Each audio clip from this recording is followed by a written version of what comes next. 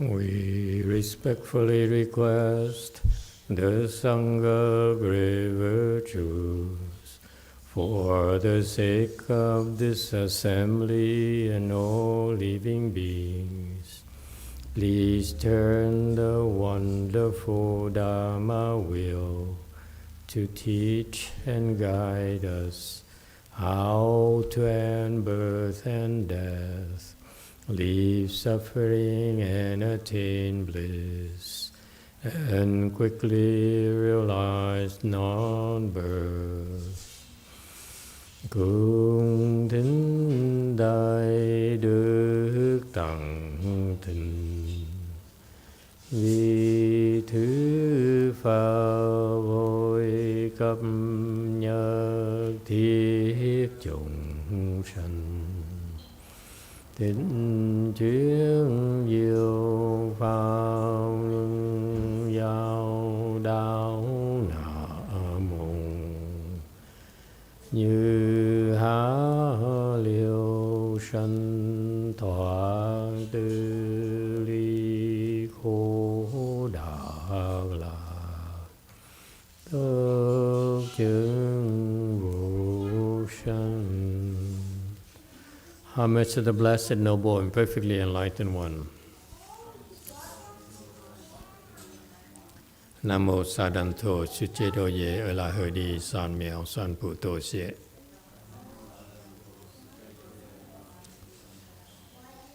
Nam mô Tát Đắc Tha Tô Ya Đa Ya A La Ha Đế Tam Miệu Tam Bồ Đà Thoa.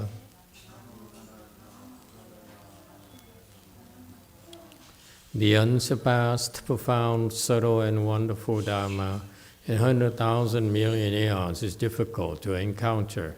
Now that I'm able to see and hear, I will receive and maintain it. I vow to fathom the thus come once true and actual principles. Wu shang sheng sheng wei miao fa bai qian wan jie nan zao yu. 我今见闻得受持，愿解如来真实义。O Buddhas and Bodhisattvas, Great Master Sutra, Great Master YongHua, O good monks and nuns, and all good knowing advisors of Emitofuo. 诸佛菩萨智者大士师父上人，各位出家人，各位善知识，弥陀佛。Chư Phật Bồ Tát, kính thưa Trí Gia Đại sư Thượng Thiên Hoa, quý thầy cô và quý vị trí thức A Di Đà Phật. Hello everyone, today is the 24th of August 2024. We're here at Go Forest to discuss the Vimalakirti Sutra. We are on slide 109. Thank you for joining us. It's in a section that describes the state of Bodhisattvas. So this is the superior living beings who actually are the workhorses for the Buddhas. Okay, and Buddhas, when they decided to help living beings, what do they do? What they do is very much like in Catholicism. Oh, no Catholic here today. Never mind. Okay, Mormon? No one? Okay, so what the Buddhas do, they empower Bodhisattvas. They send Bodhisattvas throughout the universe, the Dharma realm, as the Buddhists would call it, and empower them to carry out the work.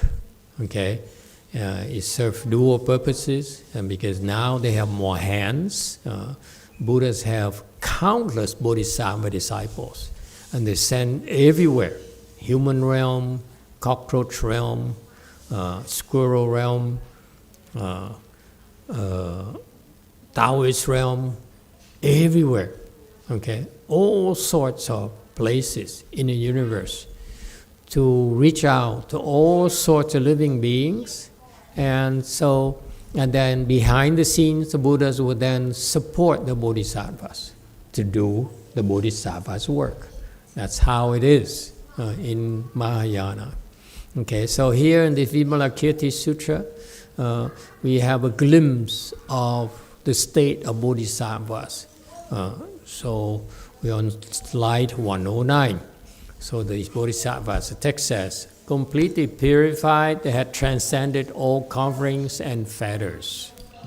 悉以清净，永离盖缠。 Okay. What does it take to be a bodhisattva? Okay. It says here, completely purified. Okay. This is the gold standard. What it means here is a very technical jargon. It has already attained the patience and non-arisal of dharmas. This is a very important Buddhist concept. Okay, this is a major milestone for your spiritual journey. It's very much like when I was younger, the milestone for success in life was to become a millionaire. Okay, and now it's no longer a big deal. Millionaire is a dime a dozen. Even most of you are millionaires here in San Jose. Millionaire. Okay, so if you're not millionaire, your parents are millionaire already, multi-millionaire. Okay. Anyway, so for the Bodhisattvas, it's about whether they're certified to the patience and non-arisal of dharmas. Please remember this. This is like they arrived. This is great success. All right. This is not for worldly criteria, but this is the universal criteria. You go anywhere in the Dharma realm and you say, I've been certified to attain the patience and non-arisal of dharmas, then you know what's going to happen? You don't know? Not at all? You don't get it? Then you are revered, and then you are in the special class where you are in the privileged class. All right, and then you are known by the Buddhas and the Bodhisattvas. Okay, so it's sort of like you made the club, yeah. The American Express gold, whatever they call it, gold card club or whatever. Okay, only you have access to such a privileged club. Okay, but when it says purified here, Master Tuta, the great sage from China, he says, actually, you should know that the quote for in the Buddhist text, it says completely purified here. It also means a praise of virtues. And in Buddhism, there are two virtues. They are of significance: the virtue of severance and the virtue of wisdom. Isn't it interesting? Virtues is actually wisdom is actually virtue. To be virtuous is equivalent to having wisdom. In other words, when you have wisdom, you act virtuously. You live virtuously. I know it's kind of hard for you to believe, but actually it's people who have prajna wisdom, People who have Buddhist wisdom actually are very virtuous. Does it show? Met anyone who has wisdom? All right. And the other is severance. The virtue of severance. Severance means to cut off delusions and birth and death. Okay? Cut off delusions, meaning that you no longer do confused things. Cut off and birth and death, meaning that you are in total control of your destiny. Okay? You can live for a long, long time and not die. And you can die when you choose to. So, and then once you're dead, and then it doesn't matter anymore. I mean, once you're dead, when you're dead, then you know you are above the wheel reincarnation. Meaning what? That's what it's meant by the Buddhist concept of end, birth, and death. Meaning that you Buddhists, explain to me what does end, birth, and death means. Go ahead, Xin Sunim. Xinan Sunim will be so proud of me calling you Xin Sunim. It means that you will no longer be revolving the wheel of incarnation. I just said that. You cannot imitate me. Oh, really? You have to add to the equation. Yeah. What else do you know about end, birth, and death? End, birth, and death. Everyone memorize what I said, but they don't think outside of the box. What does it mean, end, birth, and death, to you? Make it a personal experience. Personal. How do I verbalize it? Okay, Master Z, what does it mean, end, birth, and death, to you?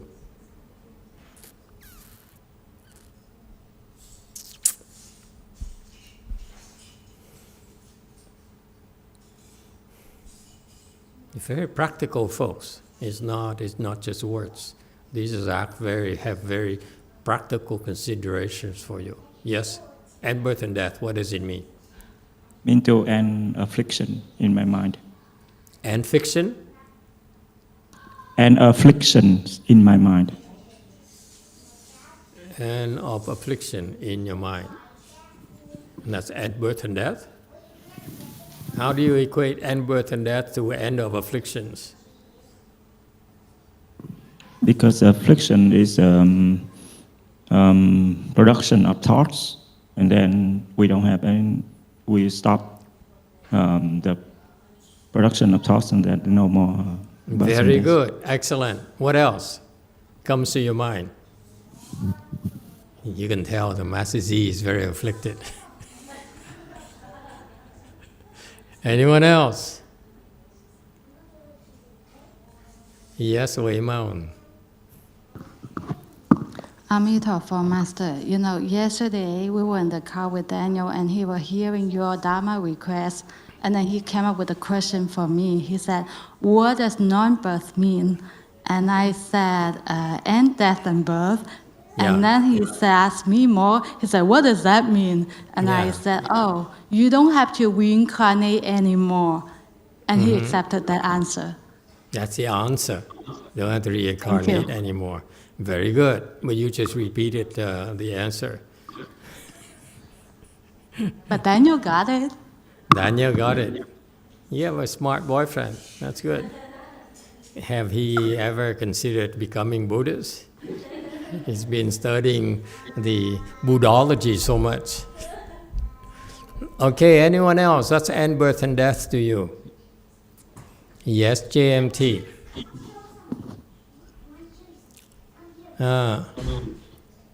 Is that Jumyoy?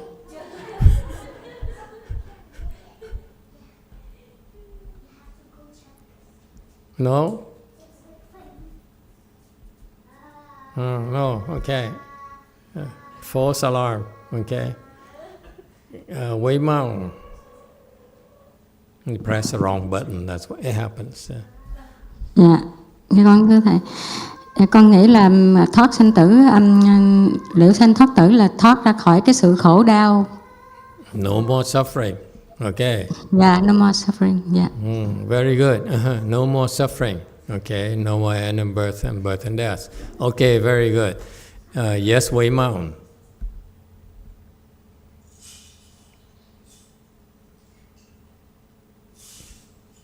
That's it? Okay. Yeah, Hollister.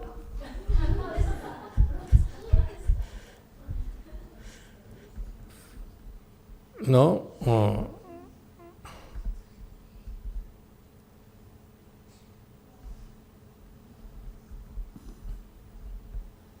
Master, do you reach fourth stage arhatship when you reach that state? Yes, you have to be at least 4th stage arhat and higher before you can end birth and death. That's correct. Anyone else? You see, Buddhism is very, very precise. The Buddhas, when he uses his jargons, it's actually insights into our lives, about us, insight about us, who we really are. Yes, Wei Mount. Emitofuo, Master, one more time. So you can choose when to die, and you can also choose if you want to go to reincarnate next time to become a cow, or go to the maybe Pure Land. What's so great about it? Or go to heaven to enjoy some heaven time. You have the choice. You have a choice. You cannot go to Pure Land, honey. You're wrong.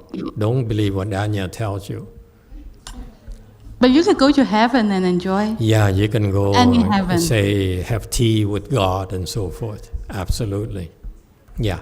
And so what happened, what she's talking about is that when you die, at the time of your death, you actually can choose to be born again. Just because you end birth and death doesn't mean you're not born anymore. It only means that you can choose where you can be born. Because ordinary people have zero control. Okay? When you die, after you die, you have no idea where you're going to go next. Whereas the 4th stage Arhat or higher, the so-called sages in Mahayana, they can choose to go wherever they wish, okay, except for a few places. All right? Yeah. All right. Anyone else? End birth and death.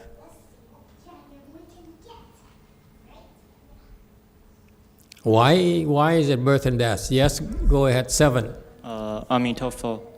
If 4th stage arhats can decide what realm they will end up in, why is it important for them to follow precepts? The 4th stage Arhat, why is it important to follow precepts? Yes. And what's your first sentence say? I couldn't quite catch it. If 4th stage arhats can decide the realm that they are reborn in, why do they have to follow precepts? They have a great amount of flexibility of where they want to be born or not born at all. Okay? Not born at all meaning they can go into nirvana. Born as they don't go to nirvana, they take on the next body. Is that clear? Birth and death means that you take on the next body. So no birth and death means that you don't take on the next body, meaning you go into nirvana. Is that clear? The sages, the 4th stage Arhat and higher, they have a choice. And say, okay, enough of this madness, I'm not coming back. So they can enter nirvana. And they never take on a body. They don't take on a body at all. Okay? So that's why no end birth and death. Okay? And if that's the case, Why would the fourth stage Arhat keep precepts? That's a good question. So typical of Western educated people. Why? Why bother? Yeah? Why bother?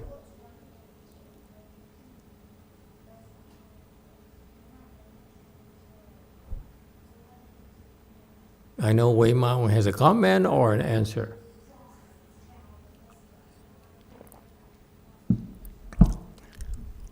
Go ahead. Why do fourth stage have to keep precepts? Hello. Comment and then a question. When you, in my opinion, when you're keeping precept, for normal people, we're suffering and precept is to restrain us, help us.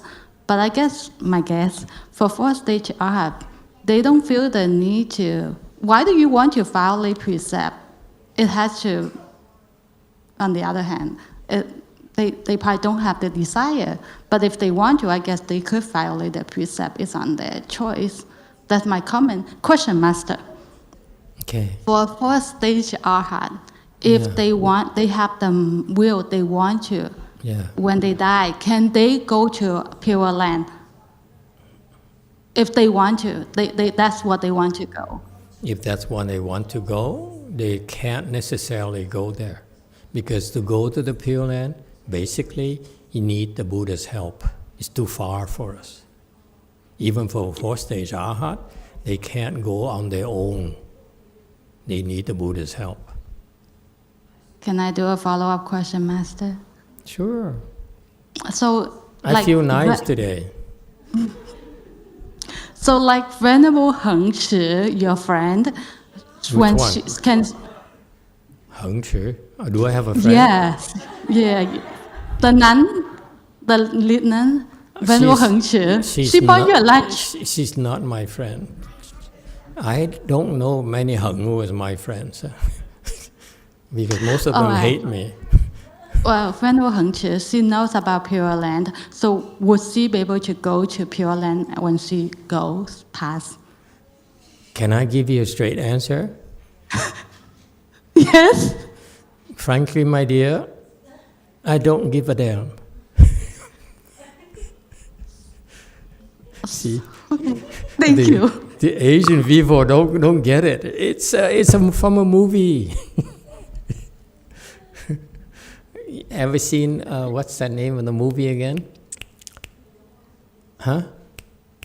You guys don't see movies at all. You are the most boring people on earth. Huh? Russian roulette? No, it's not Russian roulette. No! This guy's even worse. Not even close. Frankly, my dear, I don't give a damn. Casablanca. It's Casablanca. You Asian people are hopeless. Ask ChatGPT, man. Ask him, where is the line? Frankly, my dear, I don't give a damn. Where's the line from? Which movie? Gone with the Wind. Yeah, at least It's not Gone with the Wind. Who's Is it? No, it's. Oh, it is Gone with the Wind. God. This guy used to work in the movie industry. Now you know why he now hangs around where we are.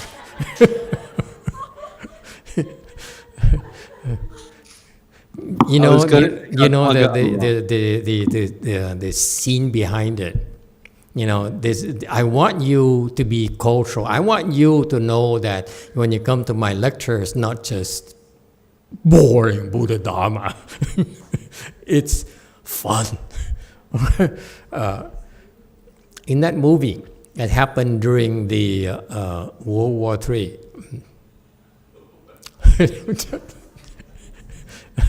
In the Civil War, you silly cows.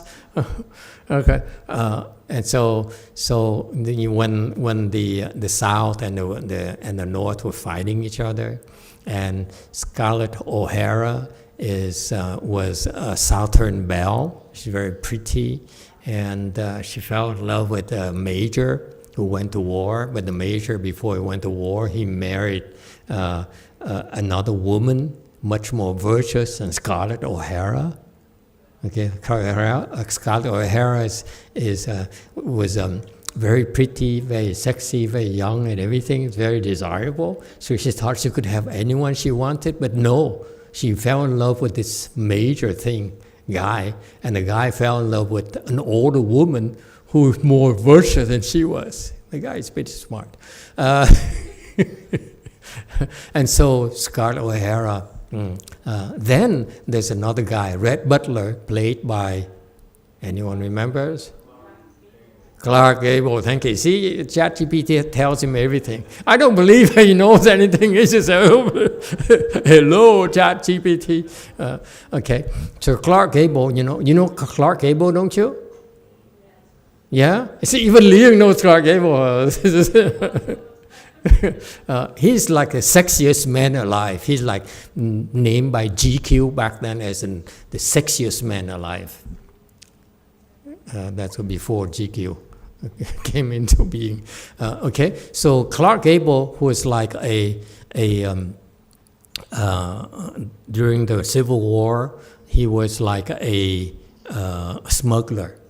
And he made a lot of money smuggling illegal stuff into the South and sold them at a huge profit margin. So he's very, very rich and young and handsome and courageous. Not young anymore, yeah. He wasn't young, but he was really, really handsome, much more than the major that Scarlett fell in love with. The major is like boring. But Red Butler is like dashing, sexy, and exciting, And the guy fell in love with Scarlett O'Hara. Of all the girls he could have, he said, I want you. Okay? And so they pursue each other. And finally, so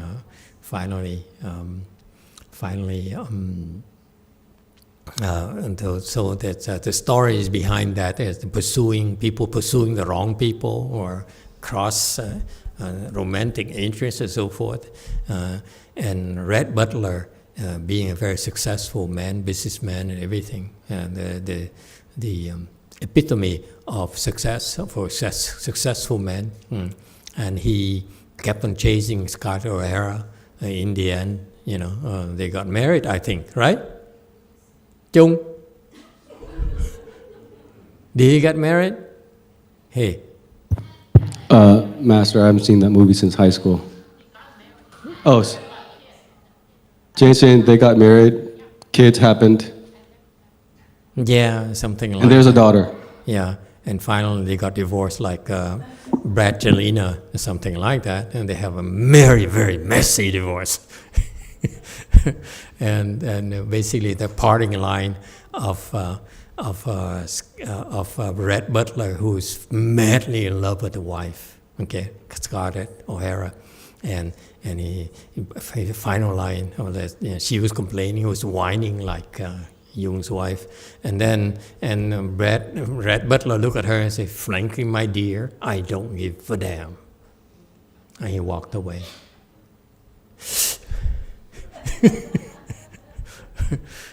Anyway, how did we get there?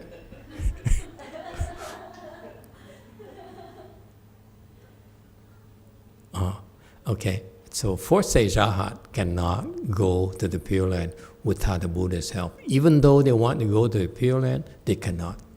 That's what worries me about this stupid old fourth stage Arhat nun in Vietnam right now who just died this week or something. Master XC wants me to help her to go to the Pure Land, but I don't think she wants to go to the Pure Land. I don't know what to do. And I took his money already. I mean, I agreed to take his money. I spent it too. What am I going to do? Yes, DTT.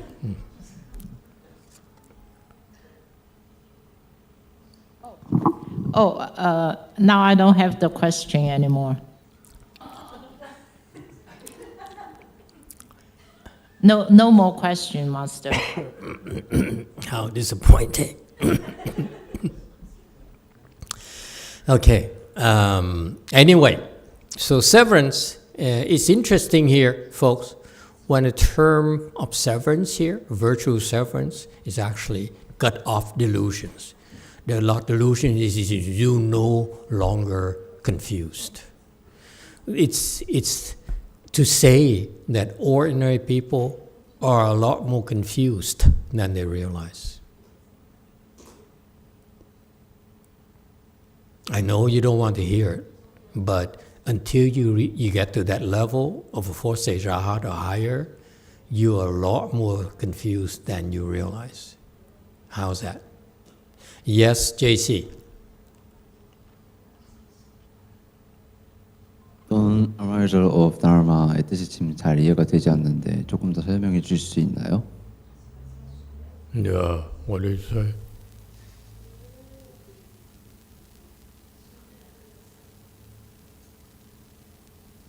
Non-arisal of Dharma 이거의 뜻이 지금 잘 이해되지 않습니다. 조금 더 설명해 주실 수 있나요?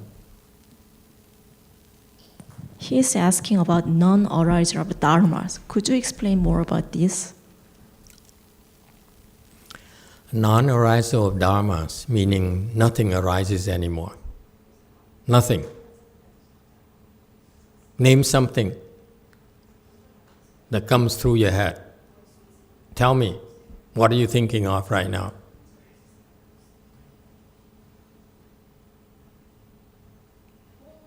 제가 지금 제 머릿속에 떠오르는 아무거나?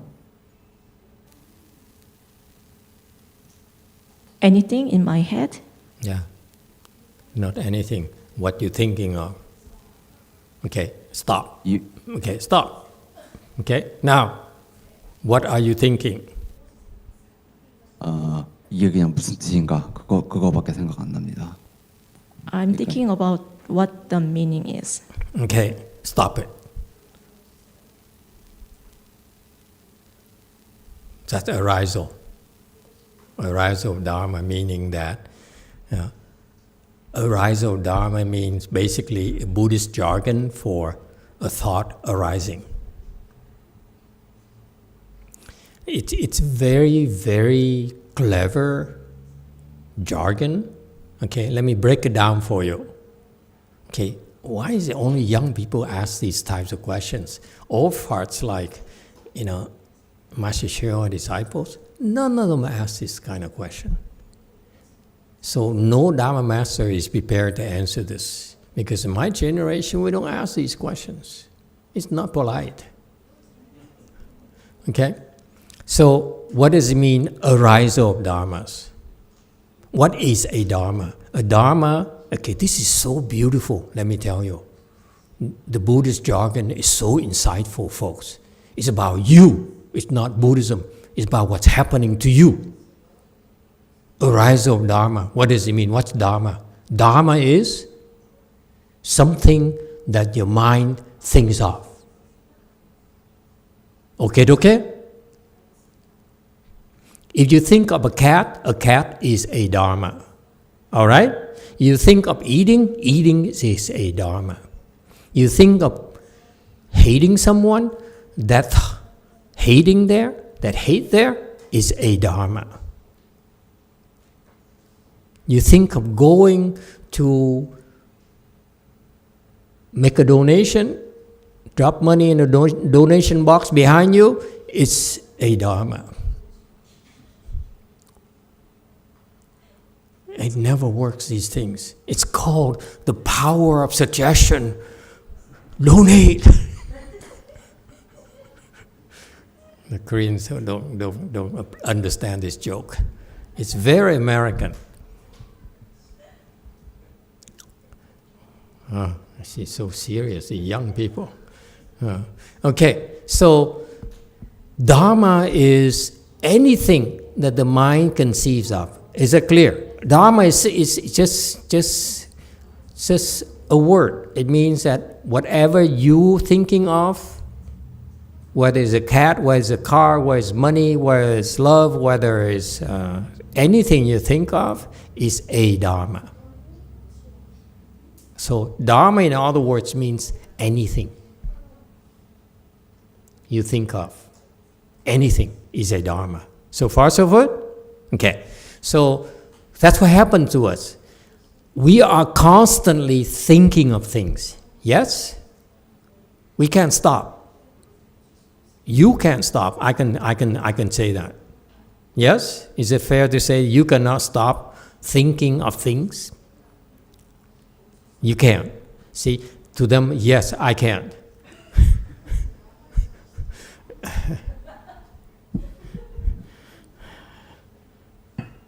Okay. I cannot stop my thoughts.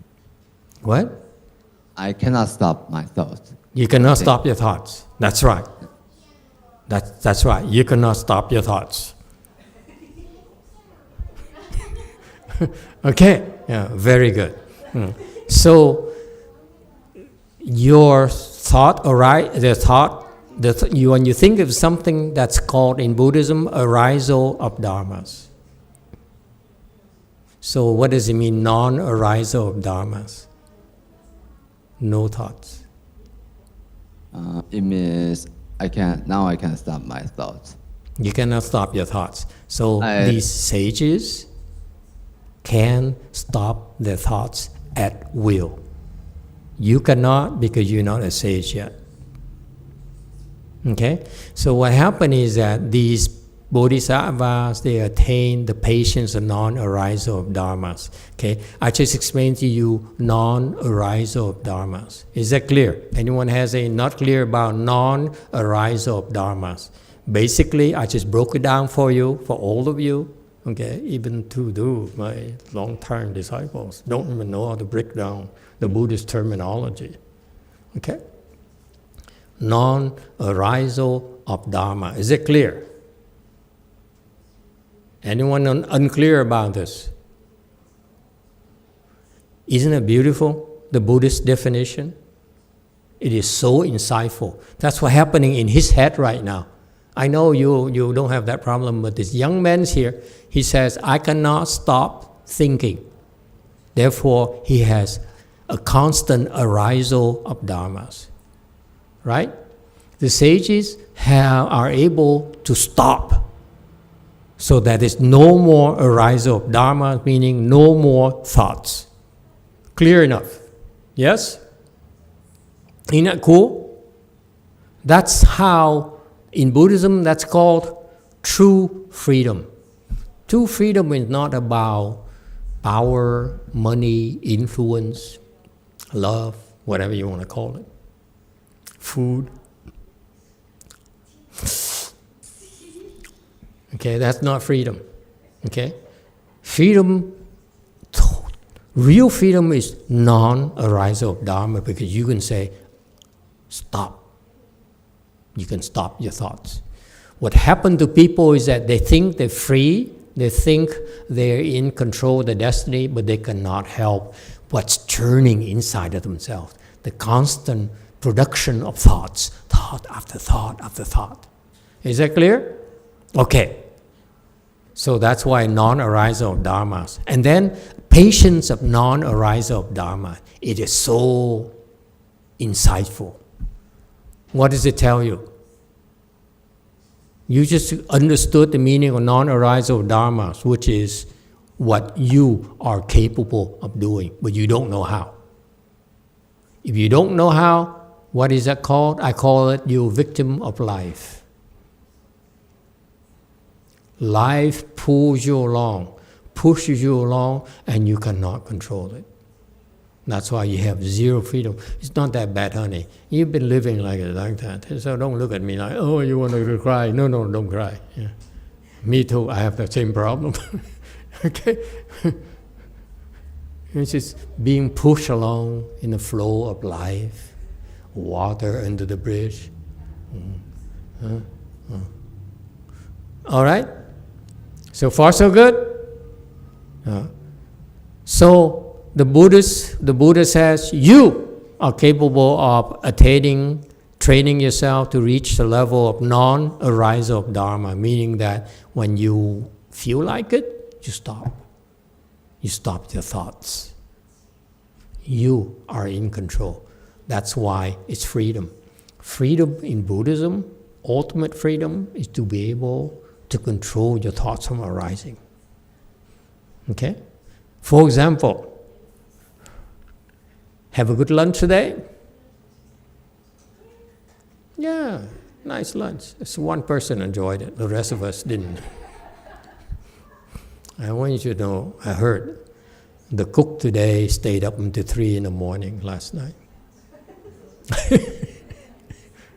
Okay? Went to bed and then came to the temple after getting up in the morning, taking a shower, have breakfast and so forth. Okay? So after 2 hours, after getting up, she came to the temple at 8 o'clock. So 8 o'clock minus 2, that's 6 o'clock. 3 to 6, that's 3 hours of sleep. Okay? And then she stood there and flipped the gnocchi one by one to fry it. Did you know that? That's why Jung disappeared, that coward. Jung says, I look at the plate that's served to me, I have to look at it and I don't dare eat it because it's so much work into this. I don't deserve this. His wife trained him well. So sad, these people. Anyway, so you have, the sages have a non-arisal of dharmas. You see, the guy is supposed to eat lunch, but he said, no, I can't eat lunch. So it's the arisal of dharma and says, no, don't eat. Okay? Right. So what happens here, non-arisal dharma is that shut up and no more thought arises. Is that clear? That is freedom. You are the boss. You're not pulled by your desire, by your anxiety, by your whatever goes on inside. Like in this young man at Jewel Conk. Look at him. He looks calm outside. Actually, inside he's going up and down like a yo-yo.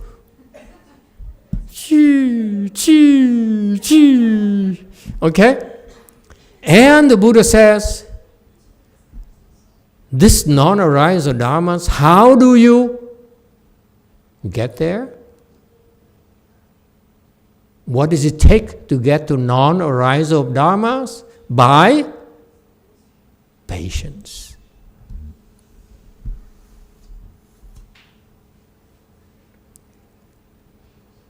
Hello, he's back.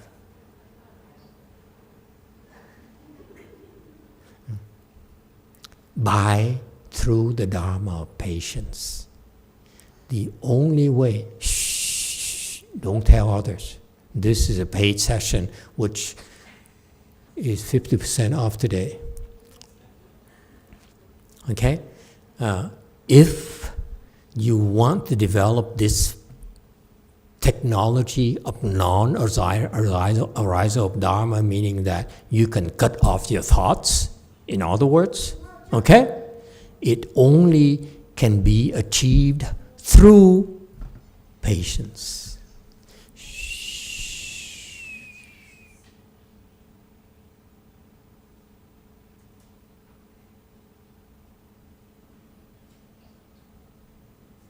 You flip over one at a time.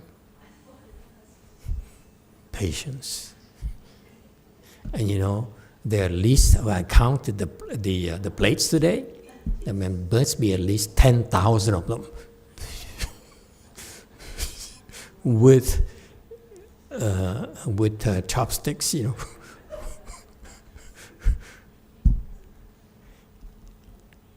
That's the only way, folks. Don't tell people.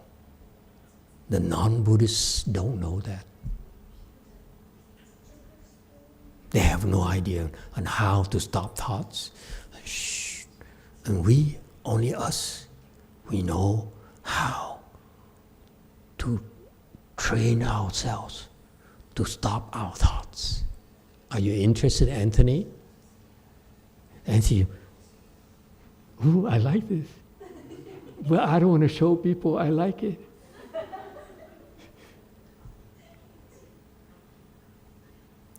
the only way.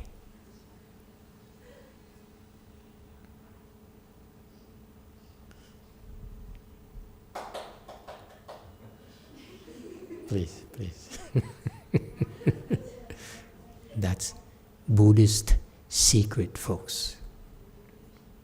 This is why, in order for you to get there, we put you through a lot of training to build up your patience.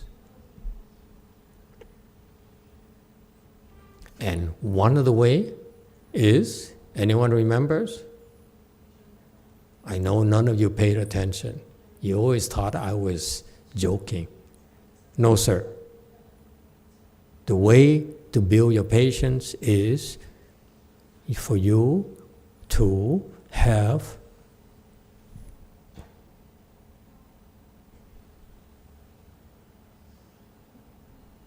anyone remembers?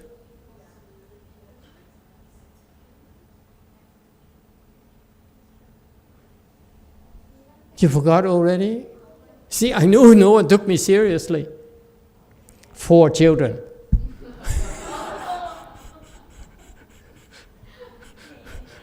They're very trying. 1, I can't stand them. 4? And that's, you only have 1. You get 3 more, and you see what I mean. Your husband goes crazy. Yes, Wei Mountain. Emitofuo, Master. So for those of us who just don't want to have 4 children, how do we practice this patience? Forget Please, it. please, thank you. You can't.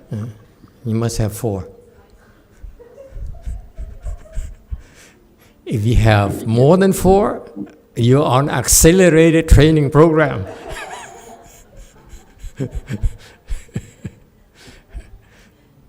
Anyone else? Okay? Isn't it beautiful? Is it clear now? I want you to know, this is the first time ever that anyone explains the patience of non-arisal or dharmas in terms of having 4 children. Yes, Wei Mountain.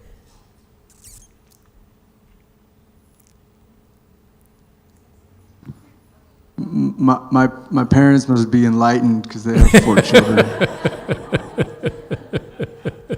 I'm very glad. If they're not, they're very close. Yeah. How many are there of you? 4. 4. Perfect. Yeah, they did. They practiced the Dharma.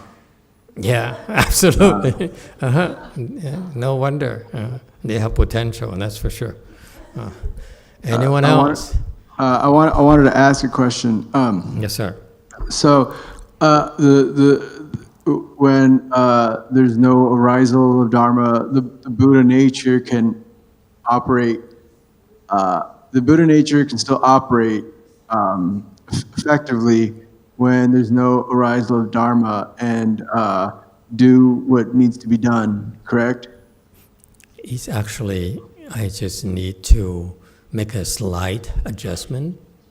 When you have in a state of non-arisal dharmas, meaning you're not thinking at all, your Buddha nature is at its best.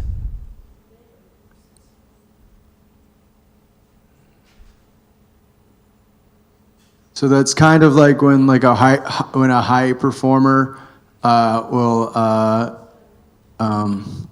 do the thing they've practiced 1,000 times, and let's say Kobe Bryant, he's dribbling on the court, but he's not thinking about dribbling or where he has to stand when he has to shoot because he's done it 1,000,000 times. So there's no background thought running. Okay, very good. Let me explain to you in basketball terms. Anyone interested? There's too many women here, so I need to ask them first. Are you interested in hearing basketball? Hey, children, would you like to hear about basketball? See? Okay, never mind. Let me explain to you in terms of survival. How's that? Survivor.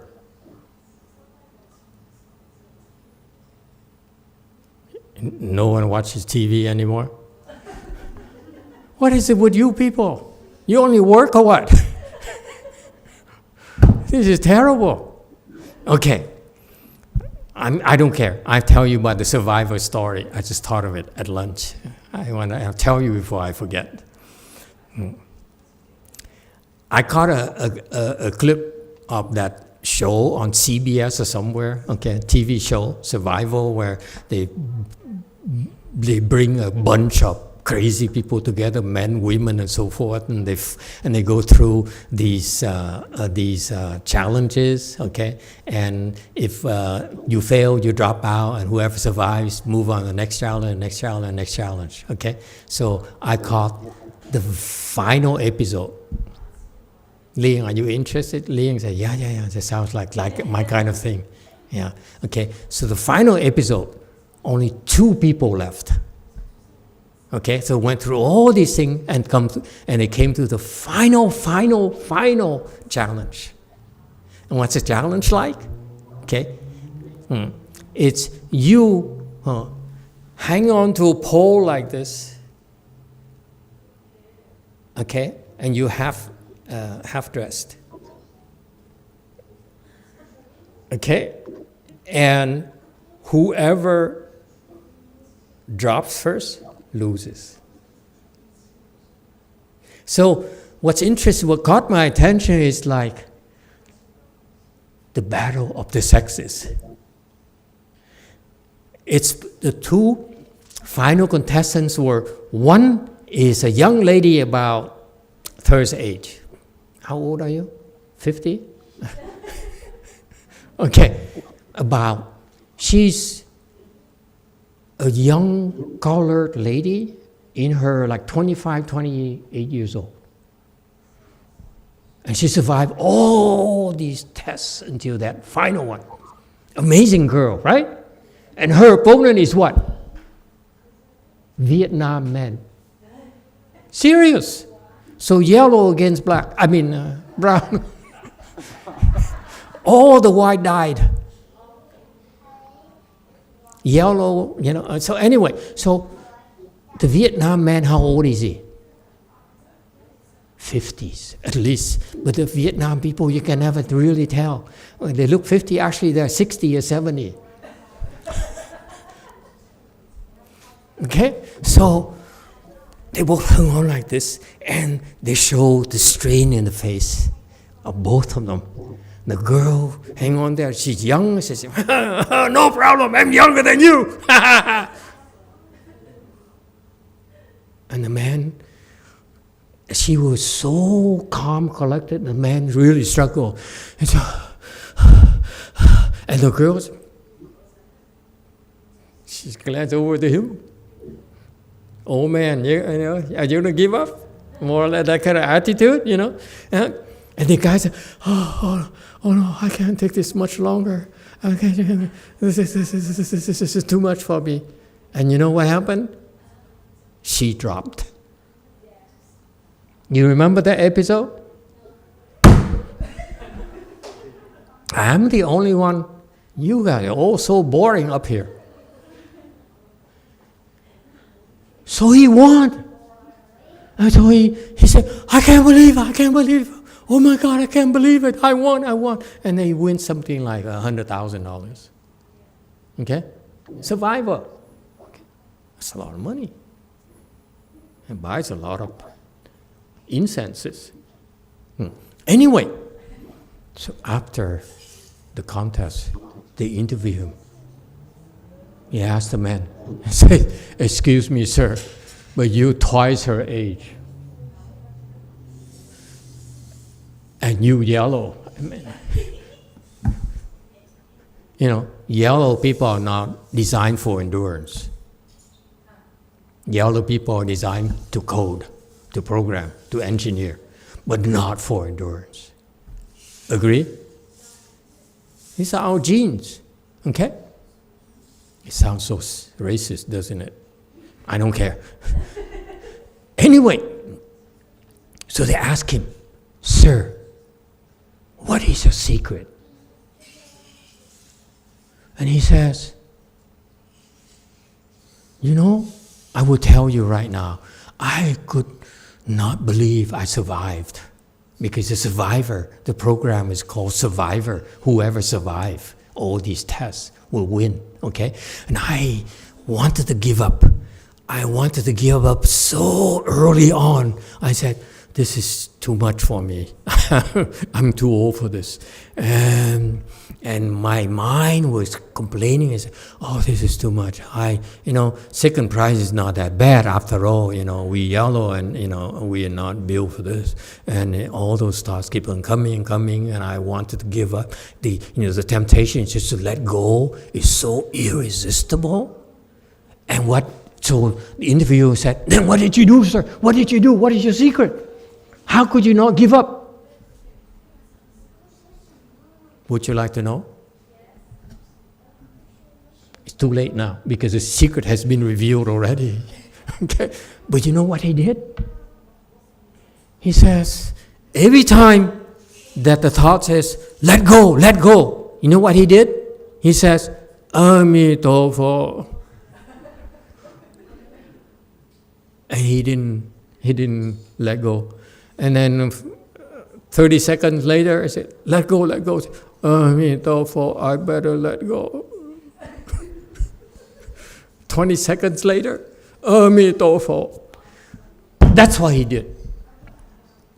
Instead of letting go, okay, the thought, let go.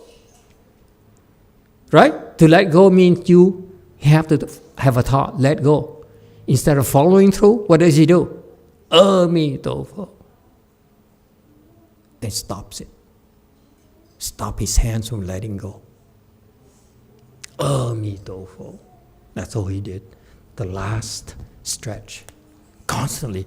Emitofuo. Emitofuo. So it's like, first it's like every 30 seconds, and then every 20 seconds, 10 seconds, 5 seconds, it's like, Emitofuo, Emitofuo, Emitofuo, Emitofuo, Emitofuo, Emitofuo, Emitofuo, Emitofuo, Emitofuo, Emitofuo. He didn't drop. What is that called? The training of the patience of non-arisal of dharmas. I saw that. I loved it. I said, wow, Buddha is so ingenious.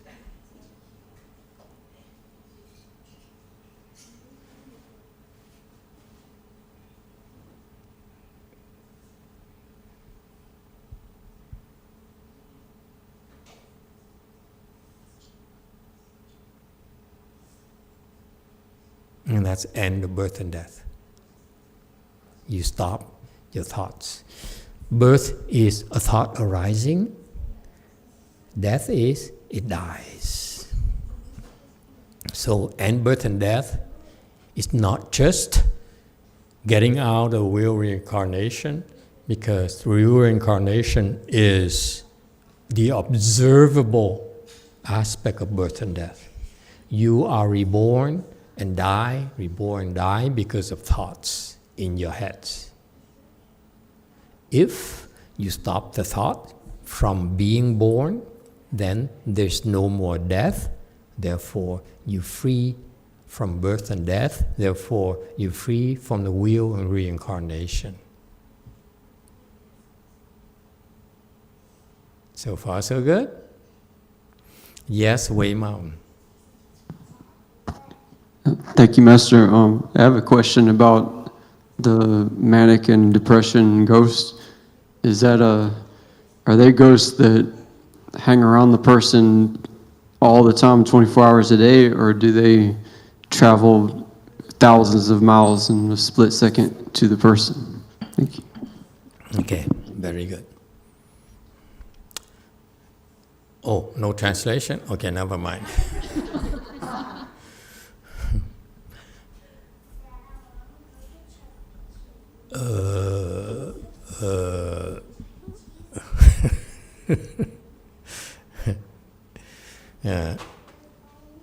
Okay, good thing we are Buddhists together, right? So we can speak freely, yeah? Because you're non-Buddhist, they say, ghosts and spirit, you guys are crazy. Okay, it's not for the non-Buddhists. It's not for the faint of heart. Okay, they are afraid to talk about ghosts and spirits. They claim that it's a ghost and spirit. Actually, deep down, they're scared. They say, "Don't remind me of ghosts and spirits. It's in my house."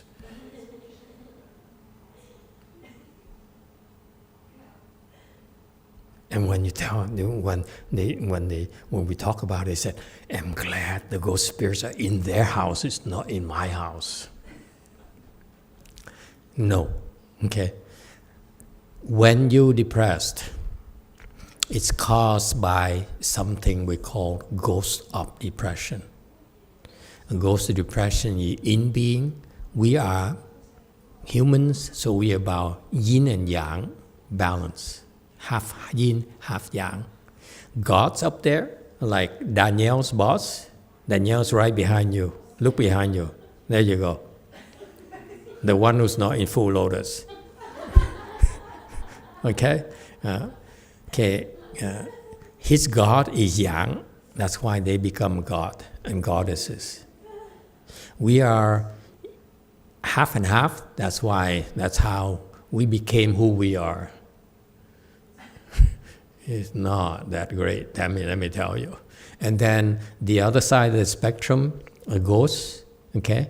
They are in being, meaning that they full of in energy, okay? In energy could be associated with what? Fear, those negative emotions, those negative things are in. Whereas yang is the gods.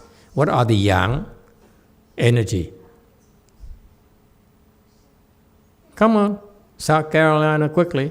It's off the top of your tongue. What's yang energy?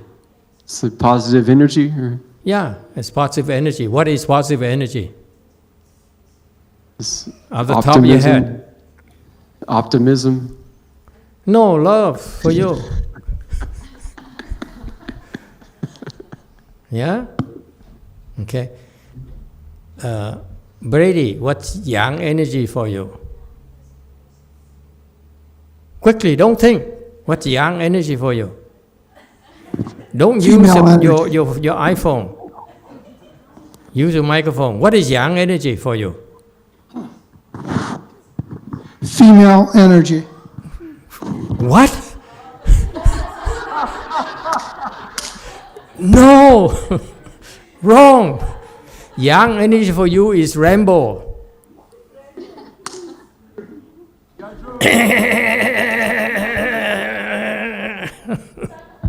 He's G.I. Joe. I don't call G.I. Joe for nothing.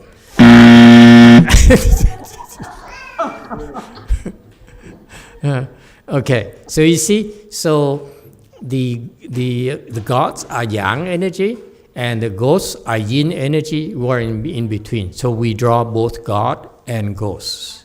We have affinities with both. Okay?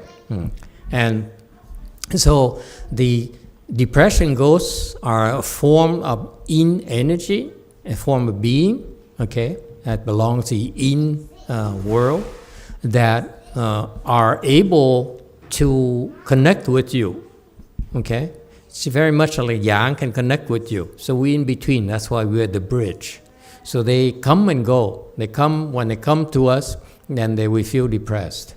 And they plant thoughts of depression and thoughts that make us feel bad, okay? And they come and go as they please, okay? So usually, when you are depressed, it's because they're there. They're oppressing you.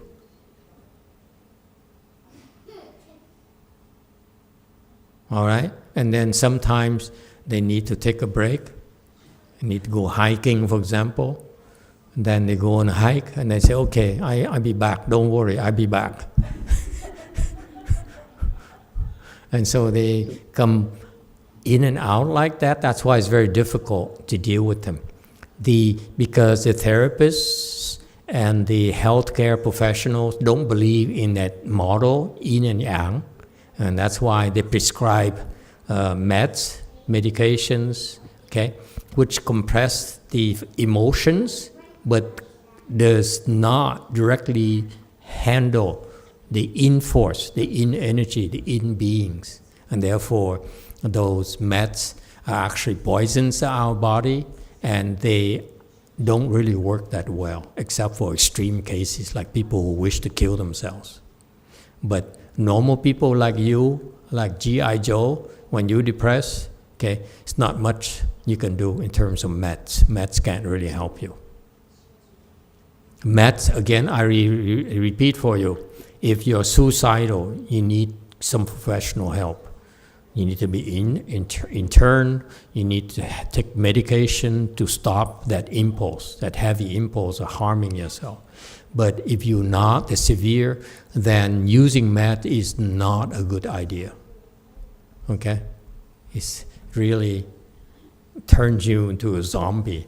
And this is why most of you, why that type of movies, zombie movies, are so popular, because most of the people are depressed. They like it. I'm kidding. You guys are the most boring people. Okay, so you take meds, basically you become a zombie. It's not a good thing. Does it help? Did I answer your question? Okay, very good. Good luck to you. Don't kill yourself. Yes, Weimao.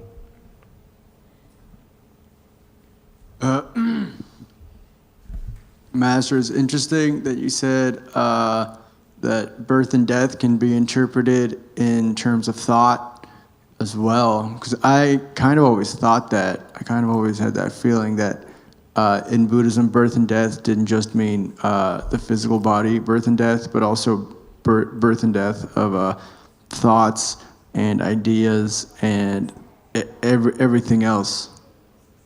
Right.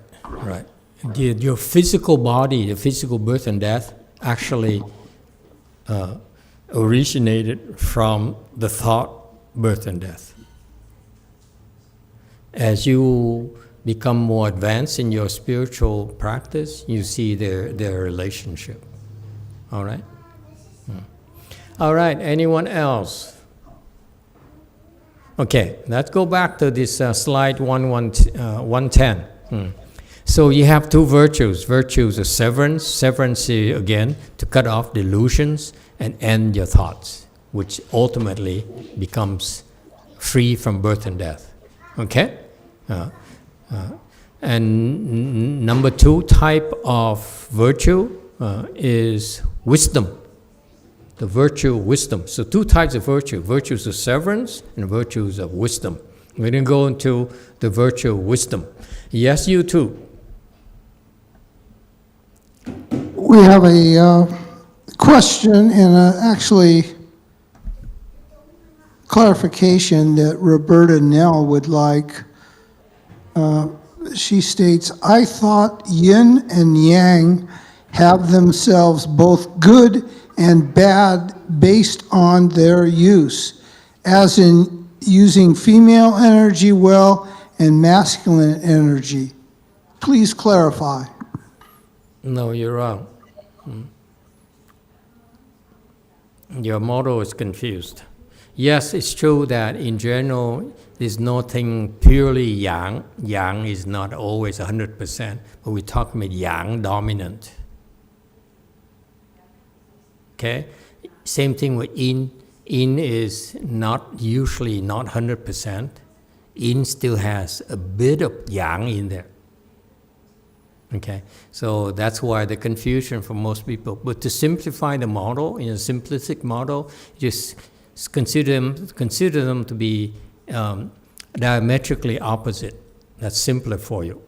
Okay, so yang is positive, yin is negative. Yang is good, yin is evil. To simplify model, that's all. Okay.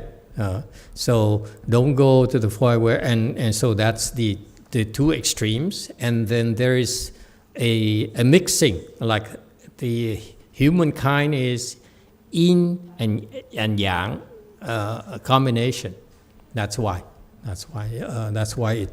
it's a spectrum of pure yang and pure yin and then in between there's all sorts of mixing. All right? And it's not fixed. Because you can evolve. Look at the scale here. You can begin here, and then you can go into it and become Democrat. And then you realize your ways, and then you become Republican. You see, does it sound familiar? We change constantly. We're in a state of flux.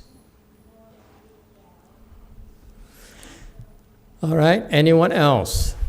Okay, so going back to slide 110. I hope I can finish this today.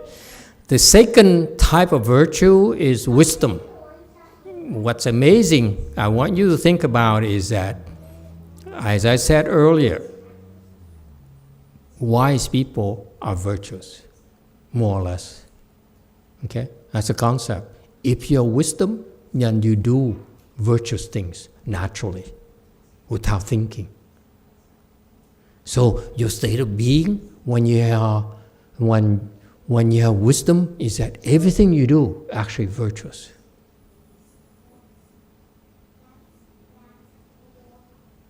Isn't that cool?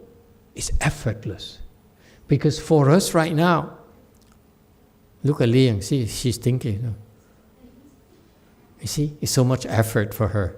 She says, everything I do is virtuous? No.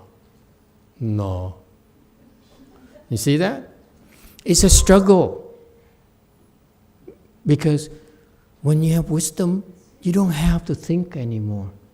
And everything you do is nice. Okay?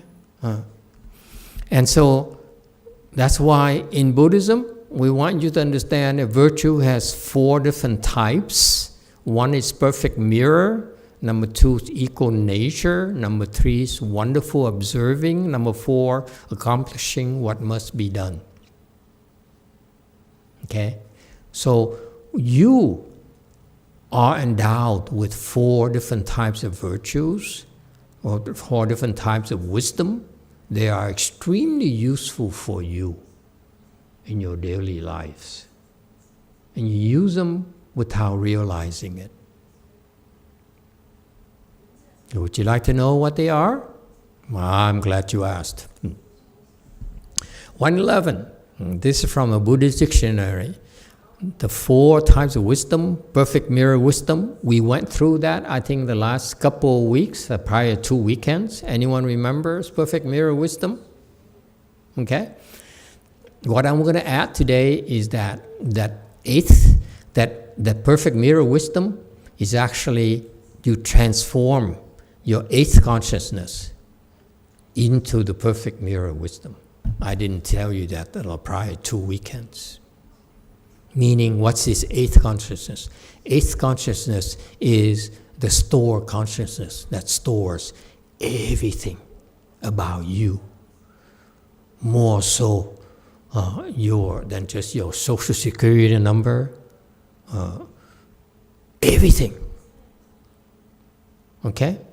You're Asian, you are male, you have a temper, you know, and so forth. Everything, the complete dossier about you is in the 8th consciousness. It's also called the store consciousness, is because for every karma you create, it gets stored in the 8th consciousness. That's why it's called storehouse consciousness. Every single karma that we've been creating all this time in the past, up till now, is in the 8th consciousness. It's like a huge drive, SSD drive, infinite SSD drive that has everything about us. And Google thought they know everything.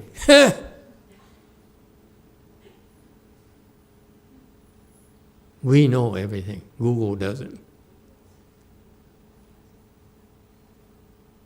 She is totally unimpressed. He says, Google is God. No. Okay? Even ChatGPT thinks they know everything. You know what? Hey, listen. If you get ChatGPT to train on the eighth consciousness, ChatGPT will become God.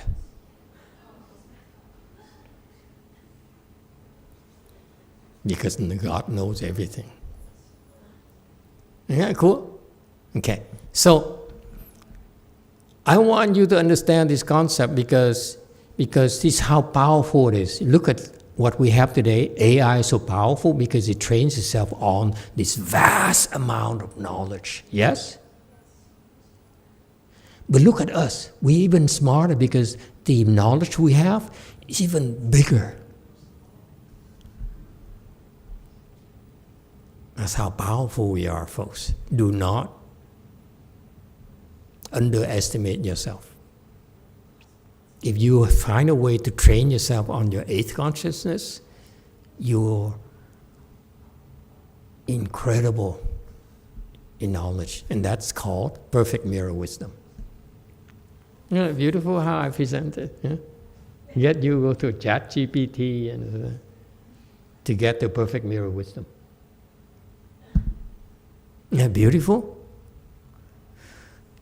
The AI model right now is not just programming, but it also, the other part that's totally essential to AI is the quality of the data. Yeah? Yes, sir? Huh? Look at him. He's drooling. Now he knows about our eighth consciousness. And is perfectly, totally free.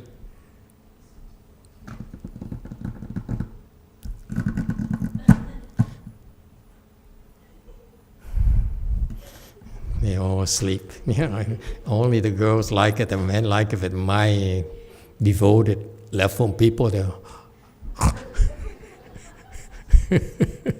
hopeless. Yes, you too.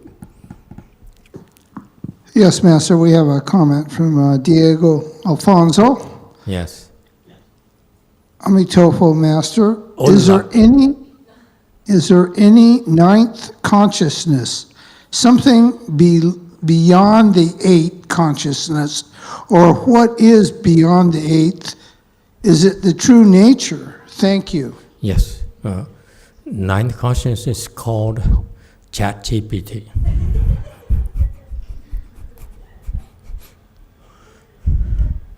Okay, second wisdom is equal nature.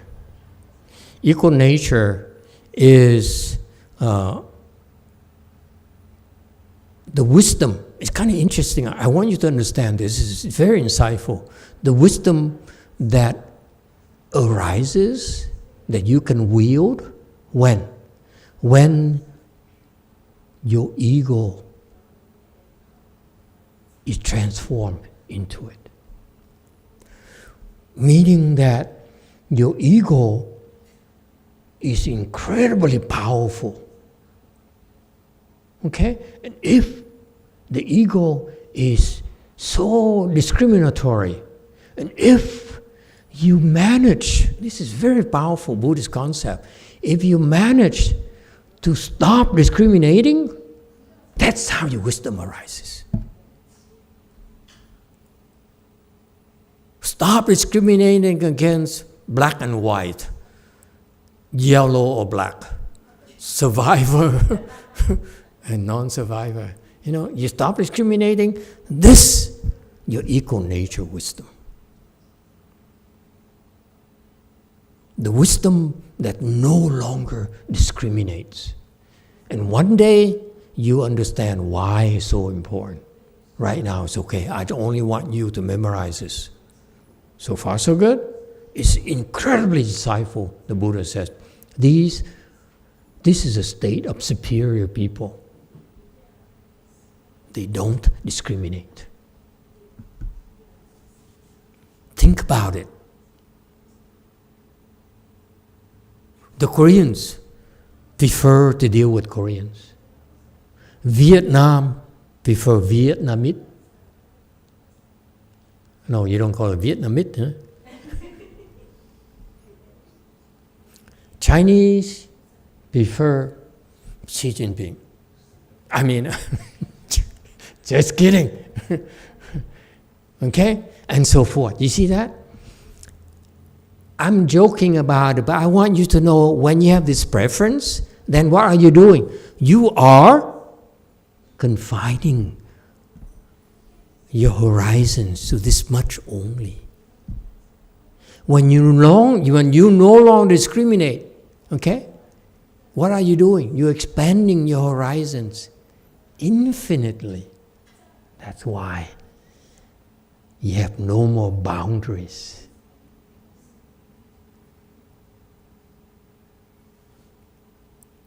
Beautiful, isn't it? Very simple concept. Stop discriminating.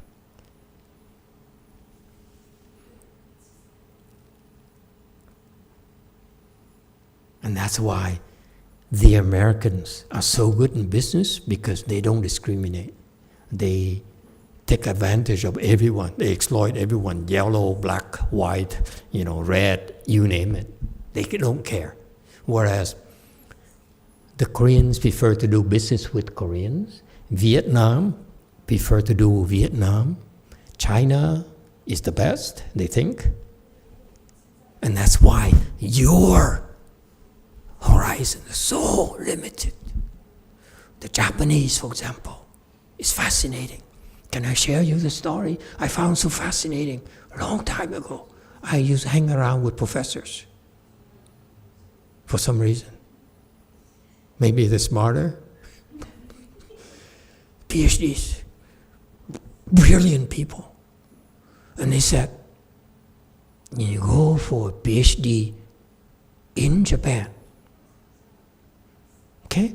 And you go study under a famous Japanese professor. Brilliant, internationally renowned Japanese professor. You know what is the training? I found it so fascinating. He says, you want to be as like a genius my level? You need to worship me. I'm the best.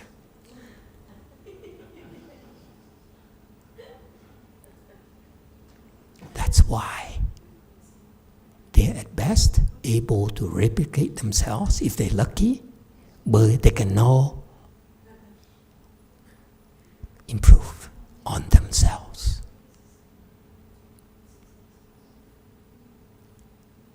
Don't discriminate. Okay, Lee? Don't look down upon the Buddhists and monks. Yeah, Ling says monks are losers, basically.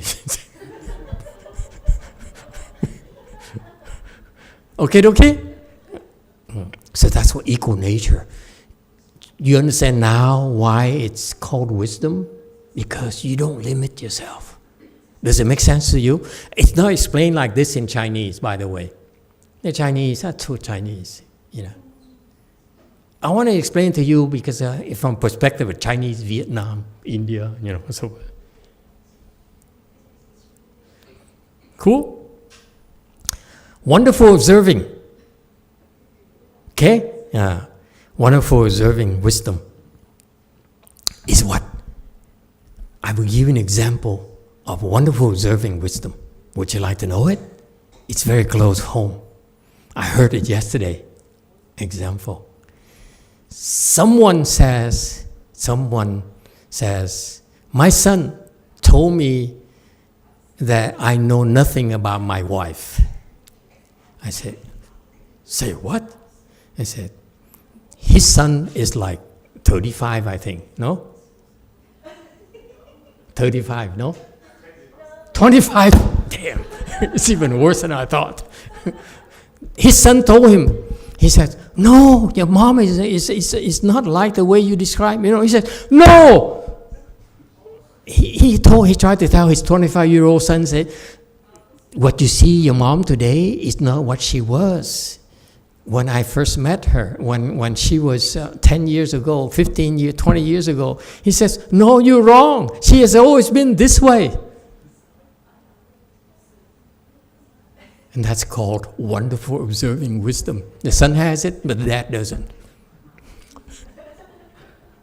And I'm ashamed to tell you, the dad, I consider to have wisdom. But certainly, I was so shocked. I said, how am I going to explain to the rest of my disciples? So it's because the wonderful observing wisdom is not activated yet. If you activate it, you are incredibly, the Vietnamese has a saying, okay? I want the Vietnam people to hear it. I don't know if they understand this. Con dùi bay quá, biết đực hay là cái?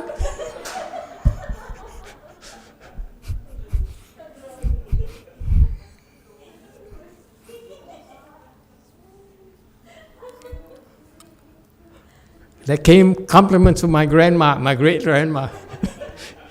She's uneducated. My grandma, people used to make fun of her, say, Mom, Grandma, you don't know anything. You don't understand anything about life. My grandma was so offended because people keep on telling her she's illiterate, by the way. She couldn't even read. God save her soul. Okay? And she was so upset, and she keep on telling people. People keep on making fun of her, especially my siblings. So he says, con rực bên bấy, con ruồi bên bấy quá, tao biết được cái là cãi nữa. In Central Vietnam accent.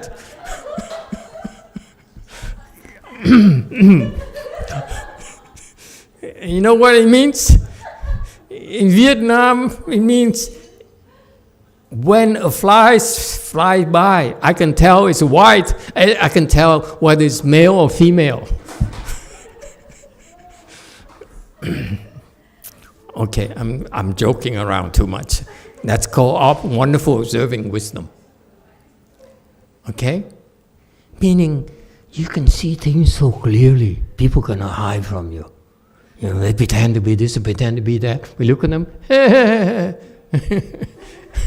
Okay, you're a male fly. Number 4, accomplishing what must be done. That sounds interesting to you, doesn't it?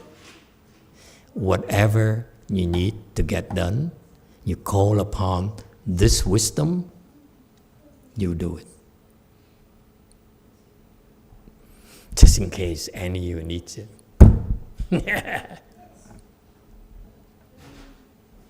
And you think that Buddhism is like out there, you know, it's nonsense? No, sir. If you get to this level, okay, you are one of the greatest problem solvers. It's nothing that you can't do.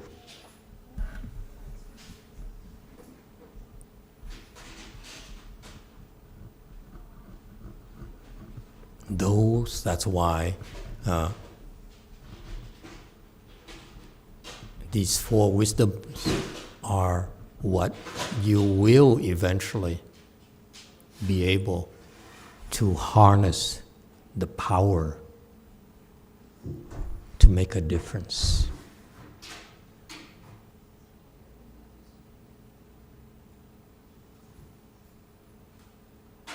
Whatever you want to do, whatever field you want to do, all these 4 wisdoms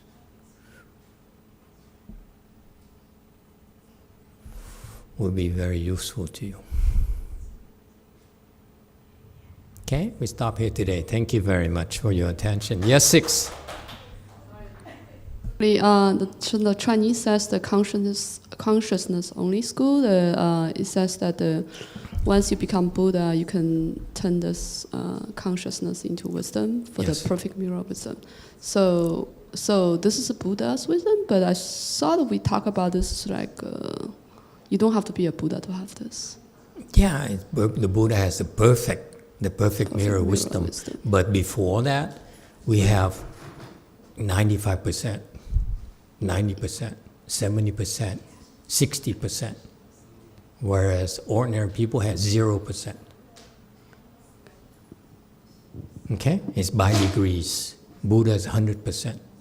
Bodhisattvas, depending on where they are, from 99 to lower. Thank you. Good questions, everyone. Okay, thank you. See you next time.